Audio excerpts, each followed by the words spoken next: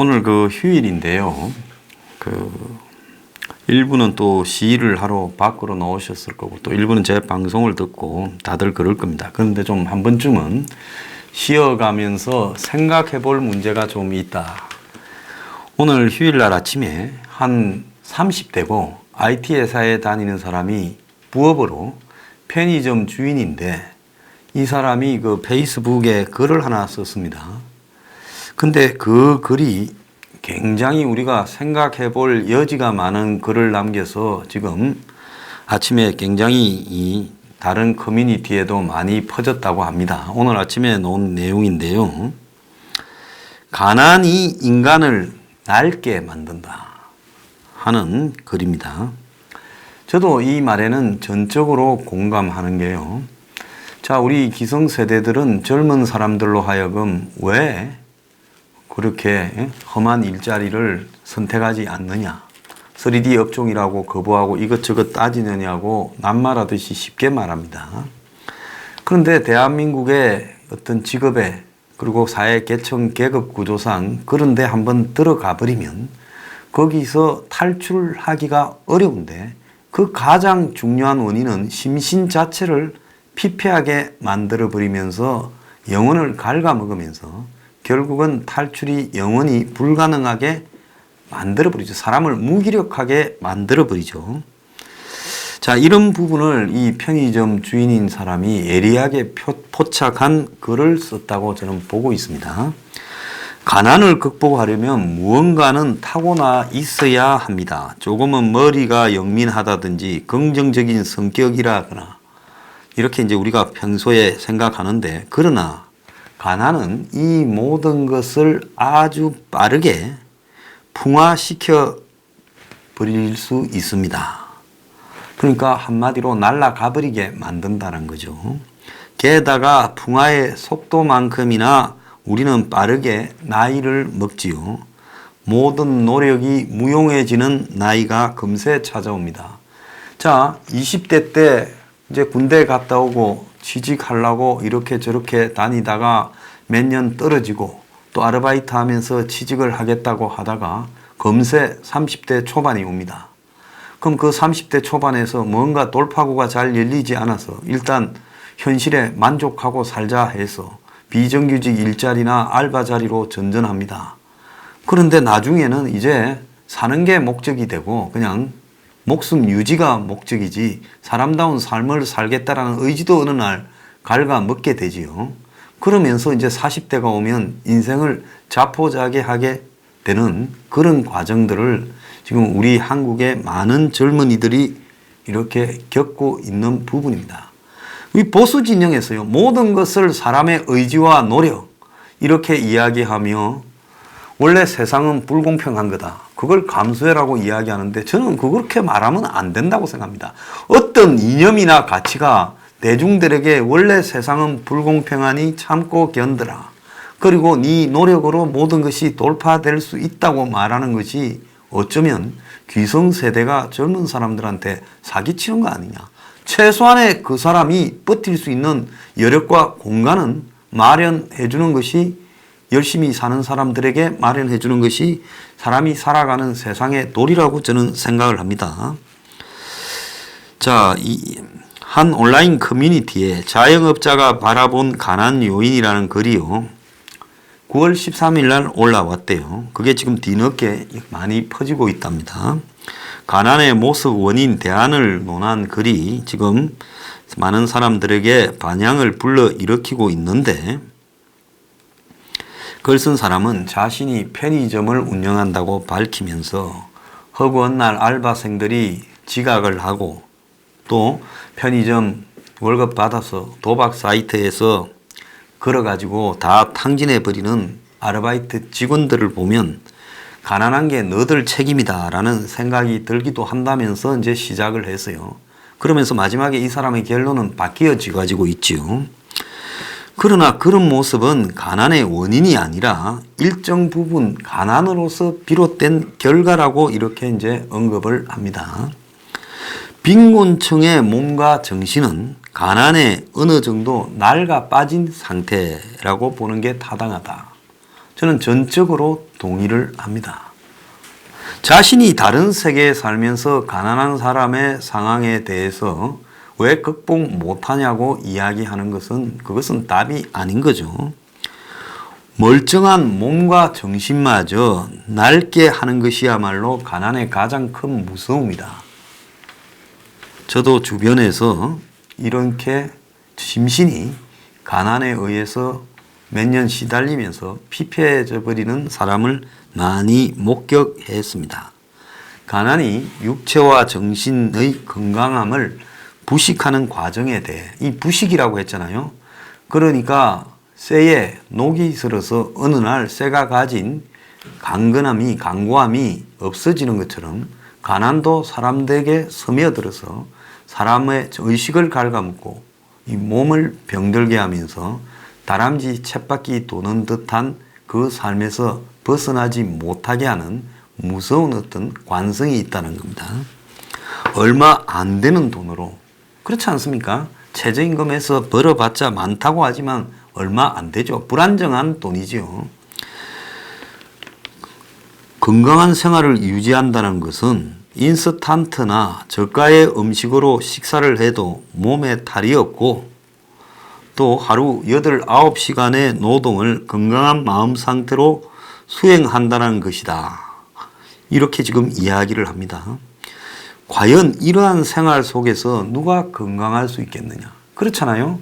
하루에 한 끼 이상을 매일 컵라면을 먹고 그리고 그 삼각김밥 같은 것을 먹고 그러면서 미래를 생각할 수 없고 꿈을 꿀 수 없고 여행도 하지 못하고 방세 월세 내고 학원이나 잘하면 다니고 그러면서 먹고 나면 남는 거 하나도 없고 이런 삶을 계속 살아가는 부분에서요. 언젠가는 그것이 한계에 온다는 겁니다. 힘들게 잡은 저임금 일자리마저 육체 노동 등으로 사람을 빠른 속도로 마모시킨다. 고작 편의점도 직원을 채용할 때 다른 편의점에서 일한 이력을 채용 기준으로 삼는다. 그러니까 편의점조차도 너 다른 편의점에서 몇 시간 이런 일을 했냐고 물어보고 그걸 확인하려고 하는데 다른 일자리를 구하러 가면 오죽 그렇게 묻겠냐는 겁니다. 다 편의점 이상이고 편의점이 이런 일자리의 최하 단계에 있는 부분이죠. 그래서 가난 때문에 여러 가지 형태의 저임금 일자리를 전전하다 보면 별다른 전문성을 쌓지 못한 사람들이 저임금 시장에서 빠르게 도태되어 간다. 그러니까 일용직 노가다 하다가 편의점 있다가 택배 하다가 뭐 이런 식으로 도는 거죠. 그 사람이 도배라도 배울 그런 여유도 없는 겁니다. 거기에 이제 돌고 돌다가 가는데 그나마 오토바이 못하는 사람은 택배도 못해요. 그래서 이 저임금 시장에서도 나이가 이제 들어서 편의점의 알바도 30대까지는 써줘도 40대 되면 안 써주는 거예요. 그러면 이제 그 사람은 노가다로 가는데 가난에 시달린 몸이 노가다 바닥에서 얼마나 견뎌낼 수 있겠냐는 겁니다. 그래서 이게 가난이 가난을 불러오는 악순환을 낳고 있다라고 말을 하며 그 악순환의 결과로 이제 알바 등을 통해서 저임금 일자리를 전전한 사람들이 40대에 접어들었어도 변변찮은 기술도 이력도 없다면 정말 법이 보호하지 않는 일자리조차도 뭐든 시키면 감지덕지하게 되고 그 상황에서 노동자를 보호하는 법률은 종이 쪼가리만큼도 의미가 없게 되고 그 다음에 그러다가 몸에 질병이 걸리거나 사고나 나면 이제 그때는 사람이 잡아먹히게 된다는 겁니다. 몸과 정신이 멀쩡한데 가난하다 이런 것은 틀린 말이다. 가난하면 몸과 정신이 멀쩡할 수 없다고 사회적으로 저렇게 멀쩡한 놈이 가난하냐라고 말하는 게 틀렸다고 이 사람은 이야기를 하는 겁니다. 글 쓴 분은 소위 노력을 강조하는 세태에 대해 노력할 수 있는 사람이란 우리가 생각하는 것보다 적다. 그러니까 제대로 된 어느 정도의 중산층의 부모를 만나서 제대로 된 대학에 간 사람들이 노력을 하면 인생이 바뀔 수 있지만 그 이하의 사람들이 노력한다고 할 수 있는 것은 없다라는 거죠. 알바가 노력해본들 하루에 10시간 일하다가 뭐 14시간 일하는 정도밖에 더 있겠습니까? 그런데 그거는 한 6시간에 임금을 며칠 좀 더 받는다고 지속될 수도 없죠. 그걸로 그 사람 인생에 변화가 올 수 없다라는 겁니다. 이미 도태되어 가는 사람들은 도시의 변두리로 숨어 소리도 냄새도 지워진다. 가난한 사람은 어디 사는가를 가난하지 않은 사람들은 잘 모르지요. 기생충 영화에 나오는 가족들처럼 다 숨어서 사는 거예요. 그래서 이 지워져 가는 곳에도 사람이 있다. 이렇게 말을 했습니다. 이 글을 본 사람들이 문단마다 숨이 턱턱 막히게 공감이 간다. 그리고 준비하지 않으면 돌이킬 수 없는 일이 찾아오지만은 실상 준비할 수 있는 것도 혜택이다. 맞죠? 부모 잘 만나야 학원도 다니고 스펙도 쌓아서 회사에 취직할 수 있는 기회를 갖지. 그러지 못하면 그런 준비할 수 있는 기회도 없지요. 자, 이 글 쓴 사람은 IT업계 종사하는 30대 회사원으로 가족과 함께 부업으로 편의점을 하는데, 자, 연합뉴스와 서면 인터뷰에서 부모의 몸과 정신이 멀쩡하다면 자식이 가난에 허덕일 이유가 없다라고 이야기를 하는 글을 보고 반발의 감에 글을 썼다는 겁니다. 부모가 몸과 정신이 멀쩡하면 자식이 가난을 시달릴 이유가 없다. 가난해도 몸과 정신이 멀쩡하면 가난이 세습되지 않는다라는 말이 틀린 말이라는 거예요. 자, 이 사람은 그래도 중산층의 대열에 이렇게 통과해서 들어온 사람으로 보이는데, 그러니까 편의점 부업이라도 하지요. 편의점을 운영하는 부업입니다. 그런데 이런 가난에 대한 본질을 갖다가 이렇게 통찰할 수 있어서 참 훌륭한 사람이다 생각이 듭니다. 그러면서 가난은 구체적인 것이다라고 말을 합니다. 남들이 헬스장에 다니며 개인 트레이닝을 받을 때, 요즘 그게 유행이잖아요. PT 한다고 그러죠. 동네 공원을 뛰고 운동화가 닳아서 자세가 흐트러져도 쉽게 새 신발을 사지 않는 게 가난의 모습이고 과거 저의 모습이기도 했다. 이렇게 말을 합니다. 자, 가난이 삶을 갉아먹는다라는 표현이 공감을 산 데 대해 학창시절 학생운동에 참여하며 열악한 환경에서 고군분투하는 이들을 만나본 것과 10가지가 넘는 아르바이트를 하며 다양한 직종의 사람을 만난 경험이 녹아들어서 그런 것 같다. 이 친구 스스로가 어려운 사람들을 많이 만나고 어렵게 살았기 때문에 이 가난에 대해 잘 이해를 하는 거죠. 그래서 불평등이 심화된 상황에서 공정은 불평등을 합리화하기 위한 도구일 뿐이다. 지금 문재인이 보여주고 있잖아요. 조국 가족이 보이고 있는 저 공정이라는 말의 뒤에 저거 가족이 한 행동은 그야말로 저거보다 훨씬 못한 서민들을 가재붕어라고 부릅니다. 너희들은 그렇게 개천에서 살아.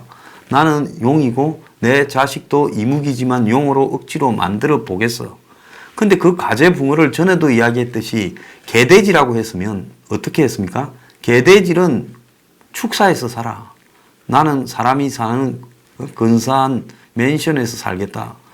이렇게 말을 하면 어떻게 하겠습니까? 다 들고 일어나서 죽일 놈이라고 하겠죠.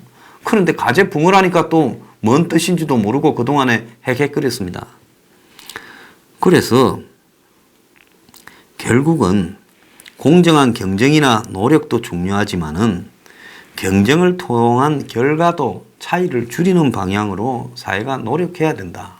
그래서 제가 서포 15조에서 이야기를 하지 않습니까? 지금 수도권에 있는 젊은이 대부분이 집을 사는 것이 불가능하기 때문에 결혼도 못한다. 그리고 직업이 낮으면 결혼도 못한다. 그러면 출산도 안 한다. 결국은 사회가 멸종으로 가고 있어요. 0.9897이라는 게요. 0.97이라는 게 출산율. 얼마나 심각한 것인가를 생각도 안 해요. 문재인이 지나가 버리면 그만이고 내 죽으면 그만이라고 다 생각하는데 앞으로 20년, 30년 뒤에 한국의 인구가 줄어들고 생산이 줄어들고 공장이 문을 닫고, 예? 이런 사회가 끔찍한 우리가 이 절망적인 디스토피아적 SF 영화에서 바라보는 미래가 지금 한국에 닥쳐가고 있습니다. 그렇게 안 되려면요. 삼성이 물건을 팔아먹으려면 부지런히 삼성의 물건을 사줄 수 있는 사람들이 곳곳에 많아야 살 거 아닙니까? 그게 저는 공존이라고 생각을 합니다. 자, 결국은 지금 불평등이 해소되지 않을 거라는 인식이 이제 사회에 다 알죠. 그러면서 사람들은 이제 불평등한 현실의 속에서 자기들끼리 악의 다툼을 하는 거예요. 그걸 조국이 가재 붕어는 그냥 개천에서 옹기종기 잘 살면 된다라고 이야기를 하고 장하성이는 모두가 강남에 살 필요가 없다라고 이렇게 조롱을 했습니다. 그래서 가난이 개인의 능력이나 나태가 아니라요. 가난한 부모 밑에서 태어나서 자란 젊은이들이 가난을 극복할 방법이 뭐가 있겠느냐. 이 빈곤과 불평등의 근본적인 원인을 이제 우리가 이걸 거론하지 않으면 홍콩처럼 되고 그 다음에 홍콩이 나중에 오늘날 홍콩이 한국에 곧 닥칠 미래일 수도 있어요. 지금 유럽에 한번 보십시오. 젊은이들이 그리로 나서서 거구가 되고 파퓰리즘으로 돌을 던지고 곳곳에서 지금 그런 일이 벌어지고 미국에서도 지금 포퓰리즘이 대세가 되어가고 있습니다. 우리가요 이 조국을 이렇게 기치로 해서 가난, 불평등, 공정 뭐 이런 말들을 우리가 쉽게 하지만은 그게 쉬운 문제가 아니다. 최대한 그것을 본질적으로 치유하려고 노력을 해야 된다는 걸 의미하는 겁니다. 제가 서민 포퓰리즘 15조를 만들어 가지고 그 속에서 그냥 말에 공정 이야기 하지 말자. 한국당이 지금 무슨 저스티스 리그인가 만들어 가지고 정의, 공정을 지향하겠다 하지만은 거기에 기껏해야 하는 게 군대 가는 거, 대학 들어가는 거, 입사하는데 공정함을 말을 하고 있습니다. 근데 한국당의 황교안 나경원이가 그 뒤에 우리 이종배 대표도 있더만요. 제 방송에 자주 나왔더니요. 제가 이종배 대표를 소품으로 쓰지 않기를 바랍니다. 예? 많은 사람 소개했는데 이종배 대표는 이름도 언급되지 않았어요. 자, 그분은 고시부활하자 하면서 주장을 지금까지 해왔고 대학교에 또 지금 학력고사 체제나 이런 식으로 투명하고 공정한 입시를 하자고 말을 해요. 한국당이 말은 그렇게 하지만 그 앞에 서 있는 황교안 나경원을 바라보며 그 사람들의 자녀와 그들이 주장하는 저스티스, 정의라는 부분을 제가 이렇게 맞춰볼 때 이게 어울리는 그림인가라는 의문이 들었고 저래서 이제 선거 때까지 대충 저러다가 또 선거 끝나면 허지부지 지금까지 보수 정권에도 유지해온 입시, 보수 정권에서 유지해온 군대 적당히 빠지는 거, 보수 정권에서 유지해온 적당히 자식들 백으로 집어넣는 거 그런 것들이 또 계속 굴러갈 거라는 거죠. 정말로 그렇게 저스티스, 정의에 대해서 집착한다면 본인들부터 시작해서 자식 뒤로 넣고 자식 뒤로 입학시키고 취직시키고 군대 보내고 이렇게 한 사람부터 공천 안 하겠다고 하고요. 한국당이 당장 학력고사 고치고 사시 부활하고 로스쿨 의존은 없애는 것을 입법화하세요. 말로만 그러고요. 또 적당히 선거 때 때우고 살아가는 방식은 전부 뒤에서 불법을 저지르고 이제 지겹습니다. 보는 것도요. 소품으로요. 이종배 대표 이용하고 그러지 말길 바랍니다. 진짜 그 사람을 위원장 시켜야 돼요.